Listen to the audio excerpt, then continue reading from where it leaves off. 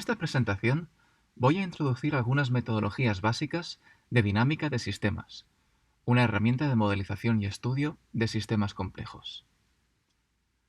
Los sistemas complejos son conjuntos de fenómenos u objetos que interactúan los unos con los otros de formas muy distintas, de forma que su totalidad resulta difícil de concebir a nivel intuitivo. Un ejemplo de sistema complejo puede ser un hospital. En un hospital hay muchos elementos de interés distintos: personal sanitario, maquinaria, medicamentos, instalaciones, pacientes. Estos elementos interactúan estrechamente los unos con los otros. Por ejemplo, en un mismo día, un paciente concreto puede ser visto por diversos especialistas, y cada uno puede utilizar diferentes espacios, maquinaria y medicamentos, específicamente seleccionados para este paciente. Otro ejemplo de sistema complejo puede ser un ecosistema. Los elementos de un ecosistema serían, por ejemplo, el suelo, la luz, el aire, las plantas, las diferentes especies animales, los seres humanos, los instrumentos que introducen en el ecosistema. Y aquí otro ejemplo, una planta de logística: maquinarias que producen y empaquetan, trabajadores, paquetes, contenedores, proveedores, mecánicos, etc. Hay muchos otros ejemplos de sistemas complejos: seres vivos, eventos sociales, células. Un país entero o incluso el mundo pueden considerarse y estudiarse como sistemas. La dinámica de sistemas es una herramienta para modelizar y estudiar el comportamiento cualitativo y cuantitativo de los sistemas. Esto sirve no solo para poder predecir su comportamiento a largo plazo, sino también y especialmente para saber cómo reaccionará un sistema ante ciertas intervenciones.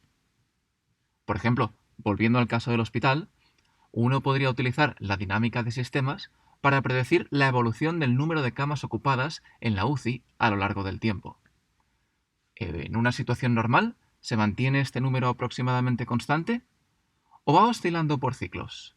¿O acaso va aumentando o disminuyendo lenta pero constantemente en el tiempo? También nos podemos preguntar, ¿cómo cambia este comportamiento si aumenta el flujo de pacientes al hospital, a causa, por ejemplo, de una pandemia? ¿Qué intervenciones podrían afectar a esta evolución, a este número de camas? ¿Adoptar ciertos protocolos nuevos de admisión? ¿Contratar nuevo personal? ¿Comprar nueva maquinaria? Por discutir brevemente otro ejemplo, podemos volver al caso del ecosistema. Si modelamos un ecosistema marítimo como un sistema, podemos utilizar la dinámica de sistemas para entender, por ejemplo, cómo una actividad humana, tal que la pesca, puede afectar a otros elementos del ecosistema: las poblaciones de animales, su nivel de actividad, la cantidad de residuo plástico en el ecosistema, etc. La dinámica de sistemas utiliza una serie de ideas y herramientas particulares para estudiar el comportamiento de los sistemas complejos. En esta presentación voy a introducir dos de los más fundamentales: diagramas causales y diagramas de existencias y flujos. Mi objetivo en esta presentación es simplemente plantear estos conceptos en detalle e ilustrar algunas de sus aplicaciones. Antes de empezar, no obstante, me gustaría mencionar un par de apuntes históricos para situar la disciplina de la dinámica de sistemas dentro de la literatura. El estudio de dinámica de sistemas tiene aproximadamente 60 años. Sus orígenes se remontan a mediados del siglo XX, cuando el ingeniero J. Forrester, del MIT, empezó a aplicar técnicas de la ingeniería al estudio del éxito o el fracaso de las corporaciones. La disciplina se popularizó en 1972, cuando se utilizó para crear un modelo global de la población, el tejido industrial y el nivel de recursos naturales disponibles en el planeta. El modelo fue publicado en un informe llamado Límites al crecimiento, que circuló entre líderes mundiales y tuvo mucho eco mediático. Hoy en día, la dinámica de sistemas se sigue utilizando en ámbitos muy concretos, por ejemplo, en el ámbito empresarial, en el estudio de los ecosistemas o en proyectos de urbanización y logística. En los últimos 20 años se han desarrollado programas que, como veremos en la última parte de esta presentación, se utilizan para modelizar y simular por ordenador la evolución de los sistemas complejos.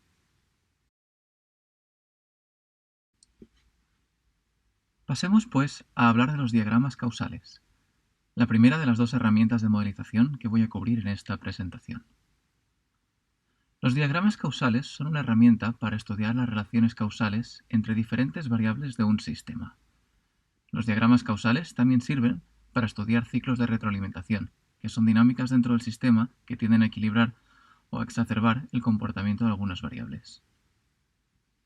Hablemos de los componentes fundamentales de un diagrama causal. Un diagrama causal tiene dos tipos de componentes: variables y conexiones causales. Las variables son cantidades del sistema que, como su nombre indica, pueden cambiar en el tiempo. Se representan con nodos en el diagrama. Las conexiones causales son relaciones entre cambios en las variables y se representan con una flecha. Cada conexión causal tiene asignada una polaridad, positiva o negativa, representada por una etiqueta con un símbolo plus o menos en la flecha. Si existe una conexión causal positiva entre dos variables, eso quiere decir que cuando la variable de origen aumenta, la variable de destino también aumenta. Eso sí, siempre respecto al caso en que la variable de origen se hubiera mantenido constante. Por el contrario, una conexión negativa representa que un incremento en la variable de origen resulta en una disminución en la variable de destino. Por ejemplo, aquí tenemos un diagrama causal que representa la relación entre la población de peces en un ecosistema y su tasa de fallecimientos. Tenemos dos variables, la población y la tasa de fallecimientos. Hay también una conexión causal desde población a fallecimientos, con polaridad positiva, porque cuando aumenta el número de peces en el ecosistema, aumenta el número de fallecimientos, respecto al caso en que la población se hubiera mantenido constante. Hay otra conexión causal desde mortalidad a población, pero en este caso su polaridad es negativa. Un aumento de la mortalidad causa una disminución de la población, comparado con el caso en el que no hay tal aumento. Las relaciones reflejadas en el diagrama son puramente cualitativas. En ningún momento hemos mencionado una cantidad de población concreta ni le hemos puesto un número a la tasa de mortalidad. El diagrama tampoco dice cuánto aumenta la mortalidad en función de la población. Para hacer análisis cuantitativos, podemos utilizar la herramienta que veremos en la segunda parte de la presentación: existencias y flujos. Otro detalle es que la conexión causal funciona en la dirección opuesta cuando la variable de origen disminuye. Por ejemplo, al reducir la población, en este caso, se reduce la mortalidad. Volviendo a los diagramas causales, una práctica común y muy útil es la identificación de ciclos de retroalimentación. Un ciclo de retroalimentación se identifica por una secuencia de variables conectadas por conexiones causales que empieza y acaba en la misma variable. Por ejemplo, en la figura hay un ciclo obvio que empieza en población, pasa a mortalidad y termina en población. Atendiendo a las polaridades de las conexiones en un ciclo, podemos identificar dos tipos de ciclo. Si tiene un número par de conexiones negativas, decimos que es un ciclo reforzante, y si tiene un número impar, decimos que es un ciclo equilibrante. La polaridad de un ciclo ayuda a identificar tendencias del sistema generadas por cambios en las variables. Un ciclo equilibrante, como el que hemos visto arriba, identifica una tendencia a oponerse a los cambios en las variables. Por ejemplo, pensemos en lo que ocurre en este caso si introducimos un aumento de la población en el sistema. El aumento de la población generará un aumento de la mortalidad, lo cual a su vez generará una disminución de la población. En resumen, si aumentamos la población, el ciclo será responsable por disminuir la población. Podría decirse que si perturbamos el equilibrio del sistema, un ciclo equilibrante representa una tendencia que busca volver a ese equilibrio. Por el contrario, un ciclo reforzante identifica una tendencia de las variables a moverse en la misma dirección de los cambios efectuados en ellas. Por ejemplo, consideremos un nuevo diagrama causal que representa la relación entre el balance de una cuenta bancaria y el interés generado en la cuenta. Vemos que hay dos variables, el balance de la cuenta bancaria y el interés generado. Existe una conexión causal positiva del balance al interés. Cuando mayor es la cantidad en una cuenta, mayor es el interés generado. Este es un comportamiento típico, ya que la tasa de interés de una cuenta bancaria suele ser un porcentaje fijo del balance. Al mismo tiempo, existe una conexión causal positiva del interés ganado al balance bancario. El interés se paga a la misma cuenta que tiene el balance, de forma que un incremento del interés ganado se traduce en un incremento del balance de la cuenta. Como las dos conexiones son positivas, el ciclo resultante es reforzante. Este es un fenómeno bien conocido. Si incrementamos el balance de la cuenta, se aumentará el interés, lo cual llevará a un aumento del balance, que a su vez se traduce en un mayor aumento del interés, etc. Una observación muy importante es que la existencia de un ciclo equilibrante o reforzante en un diagrama causal no predice necesariamente el comportamiento de las variables del sistema, porque una tendencia ilustrada por un ciclo puede ser contrarrestada por la tendencia ilustrada por otro ciclo. Por ejemplo, en este diagrama hemos añadido el nivel de consumo del titular de la cuenta bancaria. En este caso hay una conexión causal del balance al consumo, reflejando el hecho de que el titular de la cuenta, cuando ve que su balance crece, tiende a sentirse más rico y aumentar su nivel de consumo. La polaridad de esta conexión es positiva, por lo tanto. El consumo lleva un mayor gasto que a su vez tiende a disminuir el balance de la cuenta, como se refleja en la conexión con polaridad negativa entre el consumo y el balance. En este diagrama hay dos ciclos. El ciclo reforzante que hemos visto anteriormente, entre el consumo y el interés, y un nuevo ciclo equilibrante entre el balance y el consumo. La observación clave en este caso es que el diagrama no dice qué es lo que ocurre si aumentamos el balance de la cuenta. Sabemos que habrá una tendencia al alza a causa del interés y una tendencia a la baja a causa del gasto, pero no sabemos cuál de las dos es la tendencia dominante. Esto no es una limitación de los diagramas causales, sino una de sus características clave. El objetivo de un diagrama causal no es describir el comportamiento general del sistema, sino identificar los elementos causales que participan en él, las relaciones dinámicas entre ellos y descubrir las tendencias reforzantes o equilibrantes que existen en él, lo cual no es fácil de hacer de forma intuitiva. Además, un diagrama causal también puede usarse como un paso previo hacia un estudio más cuantitativo, como veremos en la siguiente sección de la presentación. Para concluir esta discusión de los diagramas causales, voy a presentar un ejemplo más complejo de diagrama causal y enseñaré cómo se puede utilizar para extraer conclusiones relevantes. El ejemplo que presentaré procede del libro Business Dynamics de John Sterman, un libro al que muchos consideran la Biblia de la dinámica de sistemas. Este ejemplo utiliza un diagrama causal para modelizar cómo un estudiante universitario organiza su ritmo de estudio y trabajo. Revisemos primero el diagrama. Durante el trimestre, los profesores van asignando tareas a los alumnos. Esto ocurre a un ritmo concreto de asignación, que puede ir variando a lo largo del curso. Eso lo representamos en esta variable ritmo de asignación. Las tareas asignadas a un alumno se van acumulando. La cantidad acumulada de tareas se representa en esta variable de acumulación de tareas. Claramente, el aumento del ritmo de asignación de tareas causa un aumento de la cantidad de trabajo pendiente para el alumno, que representamos con esta variable. Por otro lado, el ejemplo utiliza una variable para representar la cantidad de tiempo disponible para trabajar en las tareas, el tiempo restante. El modelo introduce dos variables que afectan al tiempo restante. El avance natural del tiempo, representado por la variable avance del calendario, y la distancia a las fechas de entrega, representado por la variable fechas de entrega. Claramente, el avance del tiempo disminuye el tiempo restante, por eso la polaridad de esta conexión es negativa.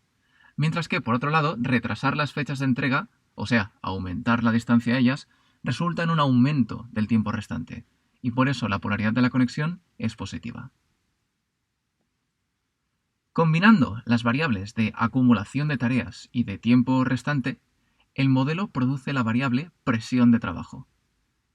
Concretamente, la presión de trabajo es el trabajo pendiente dividido por el tiempo restante. De ahí que la polaridad de la primera conexión sea positiva y la segunda negativa. Pasemos ahora a la parte derecha del grafo, que ilustra dos formas de reducir la presión de trabajo. La cantidad de horas de trabajo regularmente dedicadas al trabajo en un día y la minuciosidad con la que se realiza este trabajo. De acuerdo al diagrama, cuando aumenta la presión de trabajo, el tiempo diario que el estudiante dedica al trabajo aumenta también, lo cual resulta en más trabajo hecho. De ahí que haya una conexión causal positiva al ritmo de terminación del trabajo. Al aumentar el ritmo de terminación del trabajo, a su vez, disminuye la acumulación de tareas. Por otro lado, cuando aumenta la presión de trabajo, el estudiante puede rebajar la minuciosidad de trabajo, es decir, puede poner menos atención al detalle, saltarse tareas o clases, etc. La minuciosidad tiene una conexión causal negativa con el ritmo de terminación. Cuanta más atención al detalle pone un estudiante y más exhaustivo es al realizar su tarea, mayor tiempo tarda en completar una misma tarea. Finalmente, el modelo también tiene en cuenta la productividad, como un factor exógeno, entendida como la capacidad del alumno para completar sus tareas.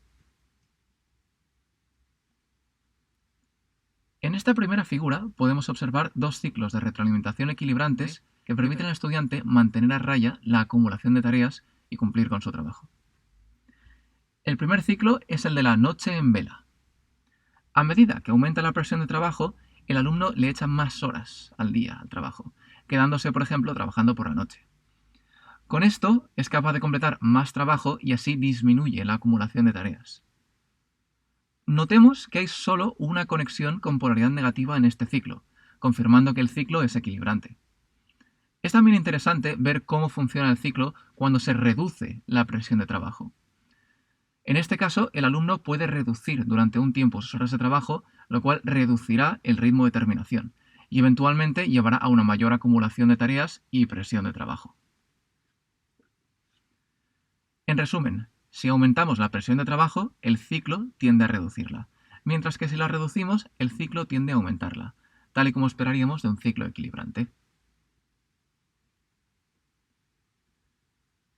El otro ciclo relevante en este diagrama es el de escatimar en detalles. A medida que aumenta la presión de trabajo, el alumno puede ser menos exhaustivo a la hora de realizar sus trabajos, para poder ir más rápido. Como vemos en el diagrama, una disminución de la minuciosidad implica un aumento del ritmo de terminación. Esto ocurre porque, como ya he comentado, si invertimos el sentido de cambio de la variable de origen en una conexión causal, también se invierte el sentido de cambio de la variable de destino. Por lo tanto, en una conexión causal negativa, una disminución de la variable de origen conlleva a un aumento en la variable de destino. En este caso, el aumento del ritmo de terminación provoca una disminución de la acumulación de tareas, que a su vez reduce la presión de trabajo, como corresponde a un ciclo equilibrante. Esto ocurre tal y como esperábamos, ya que el ciclo solo tiene una conexión con polaridad negativa. En conclusión, utilizando este diagrama para modelizar cómo un estudiante se organiza para cumplir sus tareas, hemos identificado dos mecanismos básicos que tienden a mantener en equilibrio la presión de trabajo. Sin embargo, estas dos estrategias tienen efectos secundarios que no han sido capturados en este diagrama. Para ello, vamos a extender el diagrama con nuevas variables.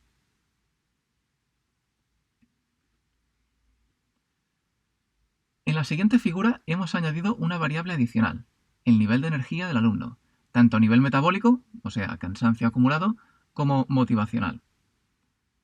Esta variable tiene una conexión con polaridad negativa desde horas de trabajo, ya que a medida que aumenta el tiempo que el alumno pasa trabajando, su nivel de energía va disminuyendo. Notemos que una mayor energía influye de forma positiva en la productividad. En este diagrama extendido podemos ver un nuevo ciclo reforzante que denominaremos agotamiento. Observemos lo que ocurre en este ciclo. A medida que aumenta la presión de trabajo, como ya hemos visto, aumentan las horas diarias de trabajo del alumno. Este ritmo más elevado resulta en un mayor cansancio, que a su vez produce un descenso de la productividad. Menor productividad implica un menor ritmo de terminación, lo cual conlleva un aumento de la acumulación de tareas, que a su vez genera más presión de trabajo. Podemos ver que este ciclo es reforzante, ya que contiene dos conexiones de polaridad negativa. Por lo tanto, aumentar las horas de trabajo crea una tendencia continuada a seguir aumentando las horas de trabajo y a perder cada vez más energía y tener menos productividad. Resumiendo lo visto hasta ahora, el modelo muestra que si un estudiante incrementa el número de horas diarias que trabaja, genera dos tendencias opuestas. Por un lado, una tendencia a reducir la presión de trabajo gracias al tiempo extra para completar las tareas. Pero por otro lado, también genera una tendencia a aumentar la presión de trabajo por culpa de la disminución de energía y de la productividad. El diagrama advierte al alumno que si los efectos del ciclo reforzante son mayores que los del equilibrador, trabajar más horas puede resultar contraproducente.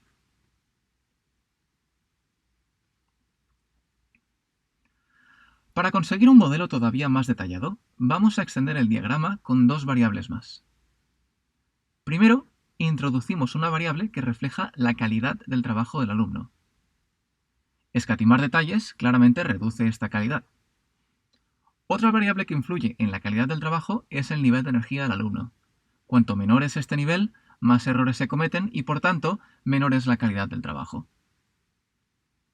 La segunda variable que introducimos son las notas. En concreto, estamos pensando en notas parciales, que son las que el alumno recibe durante el trimestre, y también no solo la nota en general, sino la diferencia entre la nota obtenida y la nota deseada. La calidad del trabajo influye de forma positiva en las notas, claramente. Pero por otro lado, si el alumno obtiene notas por encima de la nota deseada, el alumno puede permitirse reducir el esfuerzo que realiza y ser menos exhaustivo. De ahí que haya una conexión con polaridad negativa a minuciosidad. En este diagrama podemos ver un nuevo ciclo equilibrante, que denominaremos control de calidad. Cuando las notas se reducen por debajo de los objetivos, el estudiante procura poner más atención en los detalles, lo cual resulta en un trabajo más minucioso y por lo tanto de más calidad. Esto, a su vez, aumenta las notas hasta el valor deseado. Este mecanismo permite al estudiante utilizar las notas como una especie de termómetro para regular el esfuerzo que pone en su tarea. Sin embargo, también podemos identificar un ciclo reforzante.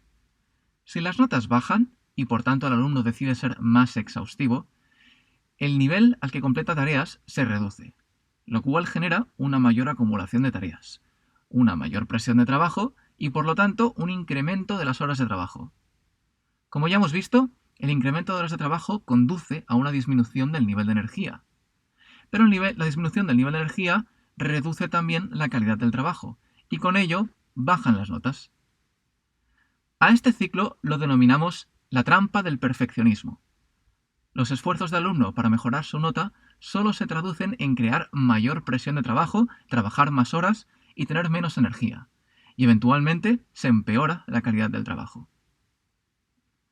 La conclusión que sacamos de este análisis es que en circunstancias donde la trampa del perfeccionismo y el agotamiento dominan el comportamiento del sistema, un aumento de la minuciosidad en el trabajo causará más problemas de los que soluciona.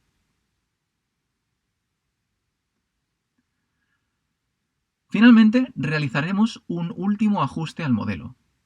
Cuando la presión de trabajo es muy elevada, el alumno tiene la posibilidad de pedir una extensión y entregar el trabajo más tarde de la fecha de entrega original. Para representar esto, añadimos una variable para las solicitudes de extensión.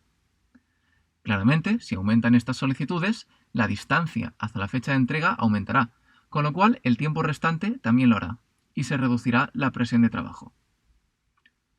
Este ciclo es equilibrador. El libro llama a este ciclo "el perro se comió mis deberes".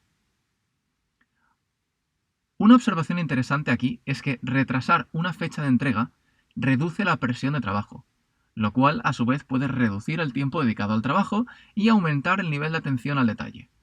A su vez, esto reducirá el ritmo de terminación de tareas y hará que vuelva a aumentar la acumulación de tareas. Estos mecanismos de retroalimentación podrían ser una explicación por la famosa ley de Parkinson, que dice que el trabajo siempre se expande hasta llenar el tiempo disponible para él. Aquí concluye mi presentación de los diagramas causales. Os quiero invitar a que escojáis un problema o un ámbito que os interese y probéis de desarrollar vuestro propio diagrama causal para entenderlo mejor. O incluso, si creéis que el diagrama que he presentado antes podría aplicarse a vuestro ámbito, quizá podáis añadir los detalles que creáis convenientes y reflexionar sobre las conclusiones obtenidas. Una conclusión importante sobre los diagramas causales es que son principalmente una herramienta de visualización y de comunicación.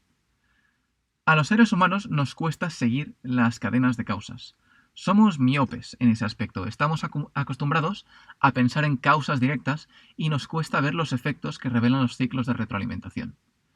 Los diagramas causales nos permiten ver más allá y entender cómo los sucesos y fenómenos que tenemos frente a nosotros encajan en procesos a más larga escala que transcurren en intervalos largos de tiempo.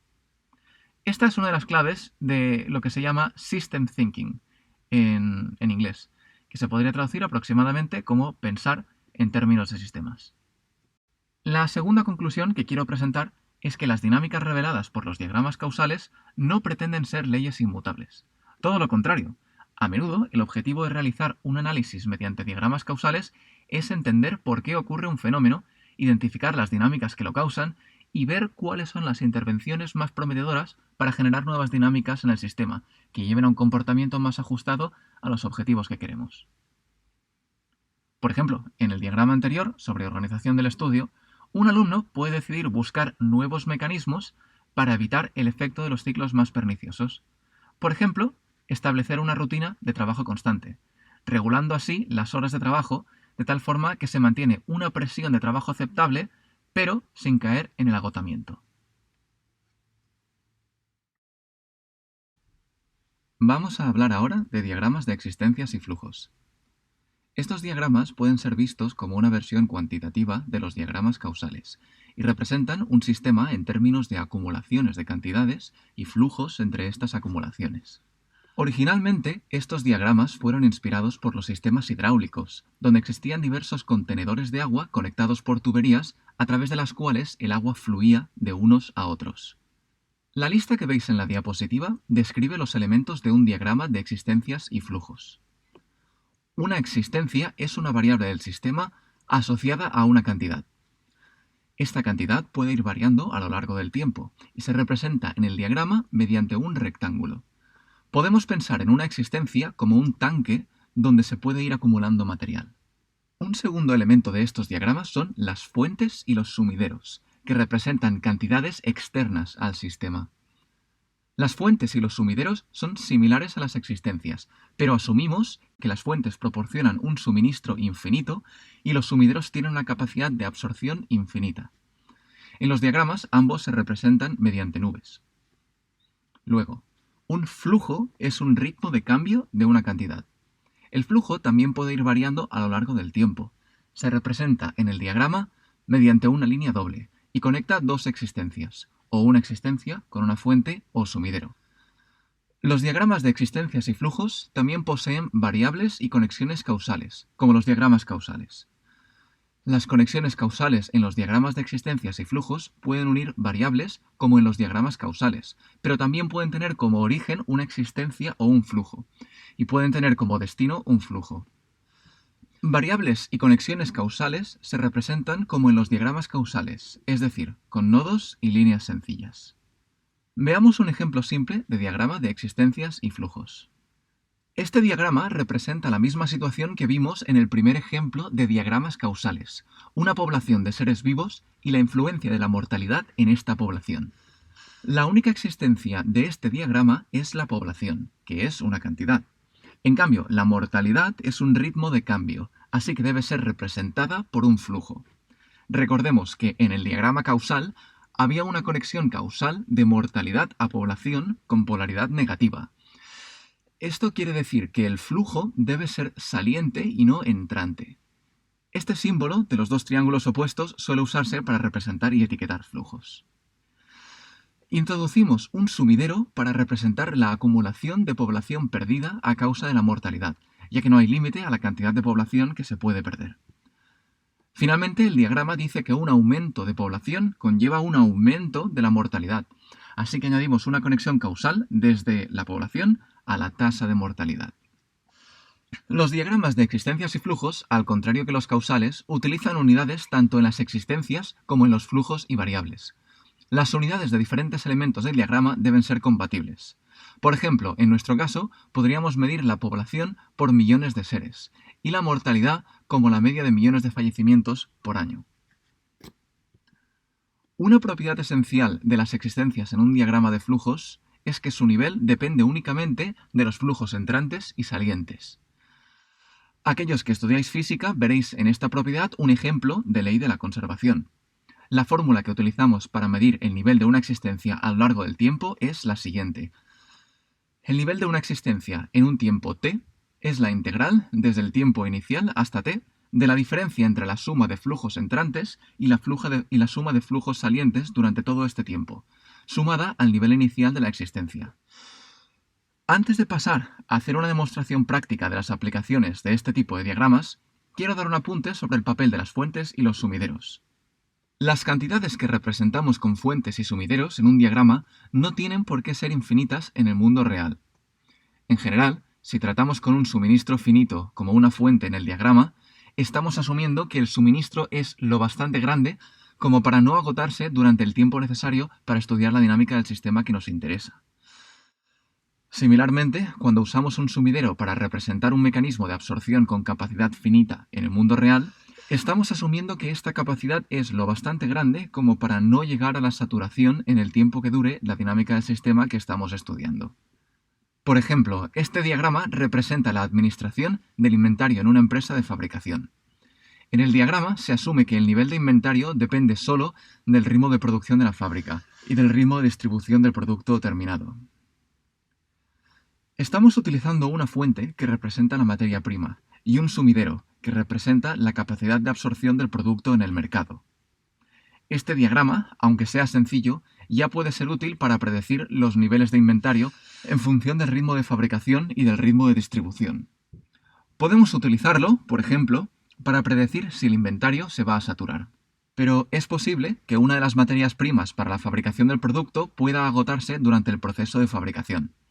Por ejemplo, quizá el producto utiliza un mineral que se está extrayendo de una mina, y la mina se agota mientras todavía hay demanda para el producto. En este caso, habría que reemplazar la fuente en el diagrama por una existencia, o tener en el diagrama tanto una existencia, representando el nivel de mineral en la mina, como una fuente, representando otras materias primas que sí podemos asumir son inagotables mientras dura el proceso de fabricación. De forma similar, podría ser que el mercado para este tipo de producto se sature. En este caso, tocaría reemplazar el sumidero por una nueva existencia que represente el nivel de saturación del mercado, y tal vez añadir un nuevo sumidero para representar producto adquirido por el consumidor que se desgasta y deja de ser útil. Para concluir esta presentación, voy a mostrar un diagrama de existencias y flujos más complejo, que se ha utilizado para hacer un modelo de la evolución de la pandemia del COVID. El modelo está hecho con el programa Stella Architect, que permite crear y simular diagramas de existencias y flujos. El programa está disponible en la web que tenéis en el material suplementario. Aunque es de pago, se puede descargar y utilizar de forma gratuita durante un periodo de 30 días. El modelo para el COVID está disponible en el link que aparece en el material suplementario, o también se puede acceder a él desde el blog oficial de Stella Architect. Este es el diagrama que describe el modelo. Observemos las 4 existencias que hay en la línea central. La primera de ellas, susceptible, contiene inicialmente a toda la población. La segunda de ellas, expuestos, contiene a las personas que tienen el virus en su cuerpo, pero todavía no han desarrollado la infección, y que no están en cuarentena. La tercera, infectados, representa a aquellos que sí han desarrollado la infección, pero tampoco están en cuarentena. Finalmente, la cuarta, recuperados, representa a aquellos que ya han pasado la enfermedad. Vemos que hay flujos que conectan estas existencias, representando la progresión natural de una etapa a otra. En la parte superior vemos 2 existencias adicionales, que representan a aquellas personas que se ponen en cuarentena.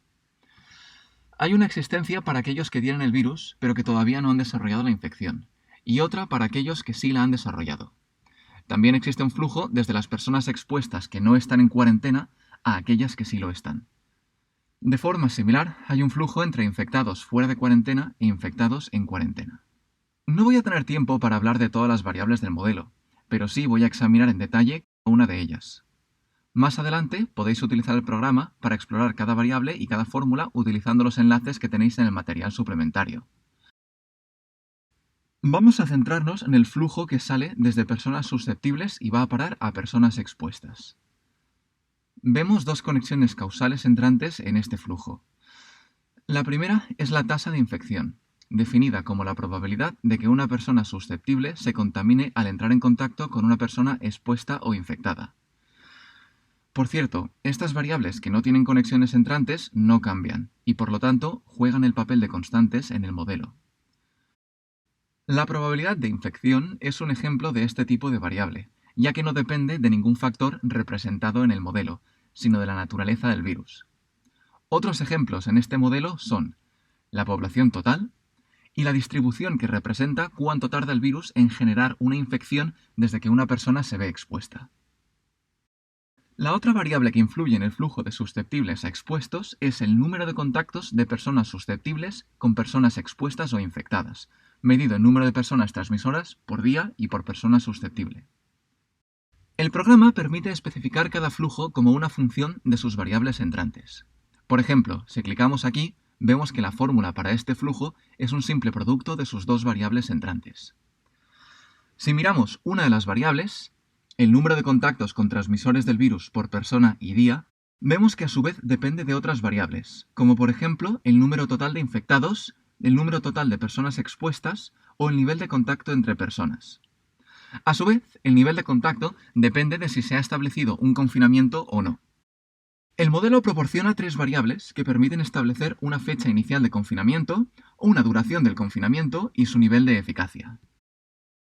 Antes de pasar a probar la simulación del modelo, quiero destacar algunas observaciones. Primero, ved que el modelo no tiene en cuenta la vacunación. En principio, nada prohíbe añadirla. De hecho, lo recomiendo como ejercicio. El modelo tampoco tiene en cuenta que personas recuperadas se pueden reinfectar, pero esto podría añadirse fácilmente en un flujo desde recuperados a susceptibles, modulado por una constante reflejando cómo de fácil es contagiarse de nuevo para una persona que ya ha pasado la enfermedad. El modelo tampoco tiene en cuenta las posibles mutaciones del virus. Aunque el número de variantes del virus es una magnitud discreta, se podría representar de forma continua cambiando los valores de las variables que dependen de la naturaleza del virus, por ejemplo, la probabilidad de infección. Finalmente, el modelo no cuenta explícitamente las muertes, porque a efectos prácticos es como si estuvieran en esta última existencia. Pero, una vez más, no sería difícil modificar el modelo para reflejarlas. Vamos ahora a correr la simulación. Stella permite simular la evolución del sistema dados unos valores iniciales. El programa presenta la evolución de algunas variables de interés, como por ejemplo, la cantidad de población que no ha pasado la enfermedad, en azul, el número de personas que sí ha pasado por ella, en verde, y el número de infectados activos, en rojo. En este caso vemos que existe un pico de infectados alrededor del día 90, tras el cual se reduce el número de infectados hasta alcanzar el equilibrio. Intentemos entender un poco qué es lo que produce este comportamiento. Primero, el número de infectados crece de forma no lineal. Eso es debido al ciclo de retroalimentación reforzante representado en el diagrama con una R. Cuantos más infectados, más crece la tasa de infección, con lo cual a su vez aumentan aún más los infectados. ¿Por qué se alcanza un pico entonces? La razón principal es el ciclo de retroalimentación equilibrante que se ve en la figura. A medida que el número de personas susceptibles desciende y una gran parte de la población ya se ha recuperado, la probabilidad de que una persona susceptible tenga suficientes contactos con personas transmisoras como para que ella misma se infecte, desciende. Ello hace que el flujo saliente desde susceptibles se reduzca, y con ello eventualmente pase a estabilizarse el número de personas susceptibles. Vemos que, si por ejemplo, cambiamos la probabilidad de infección para que pase a ser exactamente 1, nunca se alcanza este equilibrio, porque siempre va a haber una persona susceptible que interactúe con una infectada, y en este caso toda la población pasará eventualmente la enfermedad. Jugar con el programa nos permite identificar qué variables afectan más al comportamiento del sistema. Por ejemplo, los cambios de población no cambian mucho la dinámica general. Si aumentamos la población de 1 a 5 millones, la evolución de la pandemia es similar, pero el pico de infectados se alcanza más tarde y el porcentaje total de infectados es mayor. Intuitivamente, al tener un mayor número de infectados, el ciclo reforzante que aumenta los infectados tiene mayor inercia, y eso hace que el ciclo equilibrante le cueste más contrarrestar el efecto. En cambio, el modelo es extremadamente sensible al número de contactos. La simulación inicial considera 10 contactos por persona y por día. Con 9 contactos, el número de infectados es lo suficientemente pequeño como para que no se desarrolle la pandemia. En cambio, con 11 contactos, el total de población afectada al final de la pandemia se multiplica por más de 2. Este comportamiento no lineal es típico de los ciclos reforzantes, Pequeñas variaciones en las cantidades iniciales pueden resultar en una divergencia exponencial. Otra variable a la que el comportamiento del sistema es muy sensible es el número medio de días que necesita una persona expuesta para mostrar síntomas. Con 4 días ya no se desarrolla una pandemia, al reducirse el número de contactos y facilitarse los procesos de tests y cuarentena. Con 6 días, en cambio, el número total de infectados prácticamente se triplica. A nivel personal, me parece muy interesante que el tiempo medio que tarda el virus en generar síntomas sea el mínimo necesario para generar una pandemia. Me pregunto si el virus fue evolucionando, aumentando poco a poco la duración de este periodo, hasta que superó el umbral necesario para producir la pandemia. Finalmente, podemos estudiar los efectos del confinamiento y los tests a la población. Después de jugar un poco, veo que aumentar el nivel de recursos dedicados a análisis, a tests, respecto a la cantidad inicial no ayuda mucho, por culpa de un ciclo reforzante. Pero disminuir la cantidad de recursos tiene un efecto más contundente. Reducir a la mitad la cantidad de recursos multiplica por 2 el número total de infectados. Una disminución similar se ve si reducimos la eficacia de los tests, del 80% inicial a tan solo el 60%. También puede verse una reacción muy clara a la eficacia del confinamiento. Si es 100% eficaz, el número de infectados baja rápidamente a cero, como podríamos esperar. Pero cuando la eficacia baja del valor real estimado, que es del 25%, el confinamiento pierde rápidamente su efecto. Un confinamiento más temprano es muy eficaz para detener la enfermedad. Por otro lado, si retrasamos el inicio del confinamiento más allá del pico de la pandemia, su efecto es mucho menor, incluso si aumentamos su duración. Aquí dejo la discusión para que sigáis investigando por vuestra cuenta si el modelo os parece interesante. Recordad que el modelo solo es una aproximación, y todavía hay aspectos de la pandemia que no aparecen en él. Se puede enriquecer y perfeccionar, pero hará falta mucha prueba y error. Con esto concluyo mi presentación, en la que he introducido las ideas fundamentales de la dinámica de sistemas. Hemos visto los fundamentos de los dos mecanismos básicos en la dinámica de sistemas, los diagramas causales y los de existencias y flujos. Con estas ideas podéis ya esbozar y simular vuestros propios modelos en problemas que sean de interés para vosotros. No hay un área específica de aplicación. La dinámica de sistemas es fundamentalmente multidisciplinar. Termino con un apunte general. La dinámica de sistemas no es la única forma de estudiar sistemas complejos. Existen alternativas como por ejemplo el Agent-Based Modeling o modelos basados en agentes, los modelos de autómatas celulares, el Discrete Event Simulation o simulación por eventos discretos y la teoría de redes, solo por mencionar algunos. También se utilizan mucho modelos ad hoc, partiendo de herramientas básicas como ecuaciones con derivadas parciales, distribuciones de probabilidad, matrices, etc.